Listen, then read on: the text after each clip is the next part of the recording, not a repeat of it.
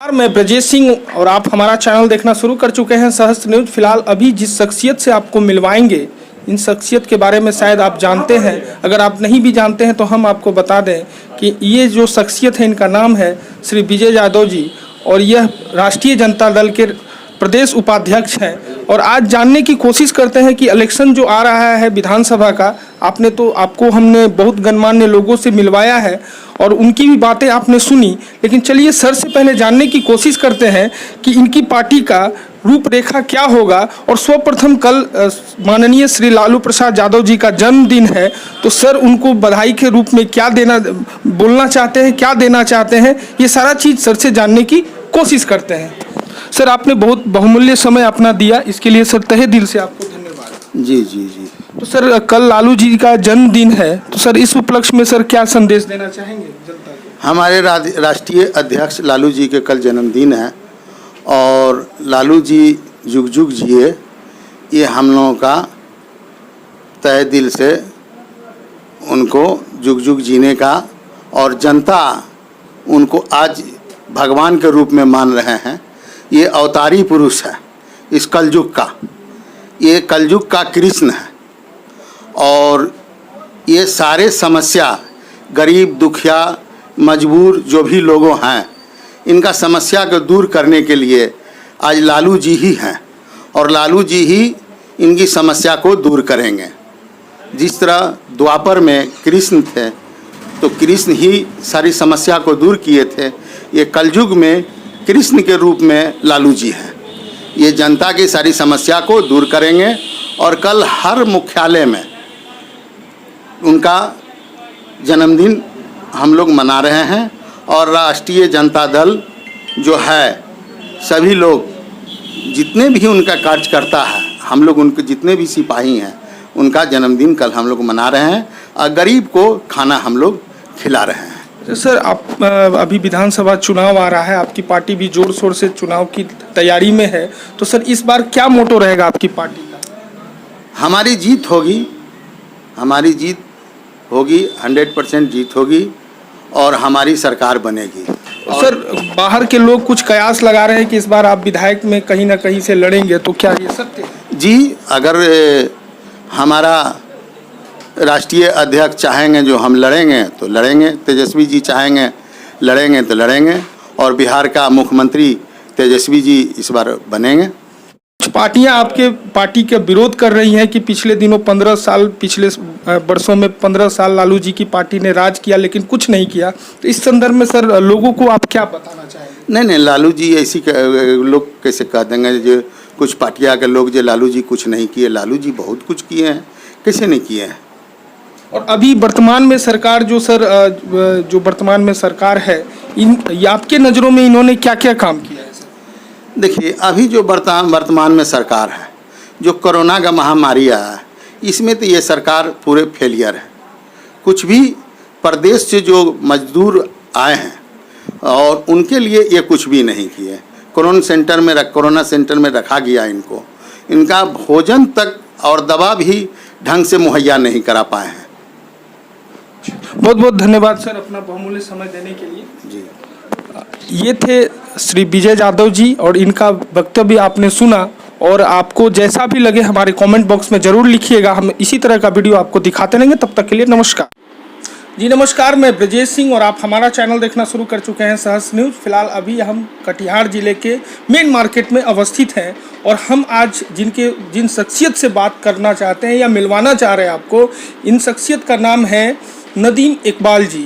नदीम इकबाल जी के बारे में हम बता दें कि यह एक ऐसे समाज सेवी हैं जो करते हैं लेकिन लोगों को दिखाते नहीं है। यानी कि जो कार्य ये करते हैं या लोगों को दिखाते नहीं है। अक्सर आप देखते होंगे कि 1 किलो आटा, 1 किलो प्याज लोग लेकर लोगों को प्रस्तुत करते हैं, उनके सामने परोसते हैं और 4 आदमी फ़ोटो खिंचवाते हैं। नदीम जी उन लोगों में से नहीं हैं, इसीलिए आपने अक्सर इनको कभी मीडिया में नहीं देखा होगा। फिलहाल हम आपसे मिलवाते हैं क्योंकि अच्छे लोगों को दिखाना मीडिया का प्रथम प्राथमिकता होना चाहिए और मेरा तो सर्वप्रथम है। फिलहाल अभी इनको प्रदेश उपाध्यक्ष है ये राष्ट्रीय जनता दल के, तो पहले हम इनसे मिलवाते हैं अपने दर्शकों को। सर बहुत बहुत धन्यवाद जो आपने अपना बहुमूल्य समय हमारे प्रोग्राम के लिए दिया। और सर सबसे पहला सवाल कि आपकी राष्ट्रीय जनता दल इस बार फिलहाल जो 2020 में विधायक का चुनाव होने जा रहा है, हम नॉर्मली वही लैंग्वेज बोलते हैं जो हमारे दर्शक समझते हैं, तो अभी आप बताएं कि इस चुनाव में सबसे पहला जो मोटो है वो क्या होगा? सबसे पहले तो मैं धन्यवाद करता हूं आपके चैनल को, जो हमारे जैसे मामूली कार्यकर्ता को पार्टी के आपने तलाश करके। नहीं सर, मामूली अपने आप को कभी नहीं बोलें, क्योंकि आप ही पर सारा चीज़ है। अगर जमीनी स्तर का कोई आदमी काम नहीं करेगा तो फिर प्रधानमंत्री और मुख्यमंत्री बनेंगे कैसे? सही कहना है आपका। जी, धन्यवाद। तो हाँ, आज राष्ट्रीय जनता दल एक ऐसी पार्टी है जो बिहार में हालात के हिसाब से लालू जी ने 1990 में हम लोगों को एकजुट किया और गरीबों, दलितों, पिछड़ों, अक़लियतों के लिए उनके हक़ और हुकूक़ की लड़ाई लड़ने के लिए हम लोगों को एकजुट किया और आज तक हम लोग गरीबों के हित के लिए आगे बढ़ते जा रहे हैं और उनके हक़ और हुकूक़ के लिए हम लोग अपनी सेवा दे रहे हैं। हक और हुकूक क्या होता है, आप हमारे दर्शकों को बताएं। हक़ और हुकूक़ वो है जो आज 70 सालों से गरीबों को पिछड़ा छोड़ दिया गया था। उनके किसी भी तरह की सामाजिक, शैक्षिक, किसी भी तरह का जो तरक्की होना चाहिए था वो उनको नहीं हासिल हो सका। उस हक़ के लिए, जो उनका भी हक़ है इस देश में, उस हक़ के लिए हम लोगों को आगे बढ़ के लाना पड़ा। और नहीं, ये आपने सही कहा कि लालू जी ने ये चीज़ तो किया था, लेकिन उनको भी 15 साल मिला, नीतीश जी को भी 15 साल मिला, लेकिन इन दोनों पार्टियों ने आज तक आम जनता के लिए क्या किया है? आपने सही सवाल किया है। आपके इस सवाल का जवाब मैं दे दूं कि लालू जी का कार्यकाल नीतीश जी से पहले रहा और लालू जी ने जो दबे कुचले लोगों को ज़मीन से उठाया, ये इसमें अच्छा खासा वक्त लालू जी का जाता रहा और कुछ कठिनाई वो ऊंचे दर्जे के लोगों को भी इससे हुई, जो लालू जी से नाराज़ हुए और बात इतनी आगे बढ़ गई कि लालू जी पर तरह तरह के इल्ज़ामात, तरह तरह के झूठे केस और बेबुनियाद बातों के ज़रिया ये दलित, मज़दूर और किसान के हित की बात करने वाला जो शख्स आज बिहार के लाल कहे जाते हैं, लालू यादव, उनको परेशान करने के लिए तरह तरह के हथकंडे इस्तेमाल किए गए। नदीम साहब, राजनीति से हट के बात करते हैं। आप भी समझे कोई नेता नहीं है और हम भी कोई पत्रकार नहीं है, लेकिन हम ज़मीन स्तर पर आप जाएं तो आज तक कटिहार में अगर आप घूमते होंगे, आप बाज़ार छोड़ के अगर आप इंटीरियर इलाके में जाएं तो वो वही है जो आज आज़ादी के पहले भी हुआ करते होंगे। शायद उस टाइम मेरा जन्म नहीं हुआ हो, लेकिन उस टाइम भी वो झोपड़ी में ही रहते थे और आज भी अधिकांश, लगभग कटिहार का 80% लोग झोपड़ी में ही रहते हैं। ये दोनों पार्टियां, जित 15 साल बीजेपी या जदयू ने किया, 15 साल आपने किया, लेकिन आम लोगों को आज तक कुछ नहीं हो पाया। आप जो भी धरातल पर है आप देखते हैं, क्या इस चीज़ से वाकिफ़ हैं? बिल्कुल वाकिफ़ हैं, ये आपका सवाल सही है। और जो गरीब रह गया उनके लिए आवाज़ उठाते रहे, लोग जेल जाते रहे, लेकिन सामंतवादी ताकतों का इतना ज़्यादा दबाव रहा कि ये काम 15 साल में मुनासिब नहीं था। इसके लिए वक्त चाहिए था। आज यही वजह है कि 70 साल से आप आरजेडी भी नहीं की और ये जनता दल यूनाइटेड या बीजेपी का जो कॉम्बो चलता है ये भी नहीं हुआ। ये लोग कुछ नहीं किए, कोई पार्टी नहीं की। तो इसका खामियाजा आम इंसान ही भुगत रहा है। आज जो प्रवासी मजदूर जो बाहर से यहाँ पलायन कर रहे हैं या यहाँ से बाहर जा रहे हैं, जो भी चीज़ है, आज प्रवासी शब्द बिहारियों या यूपी वाले जो भी है, खास करके बिहारी का प्रवासी शब्द जुड़ गया है। यानी कि प्रवासी शब्द कह लें, यानी कि हम अगर ब्रजेश हैं तो प्रवासी लगा लें तो कोई गलत नहीं होगा। ये प्रवासी शब्द किन्होंने दिया सर?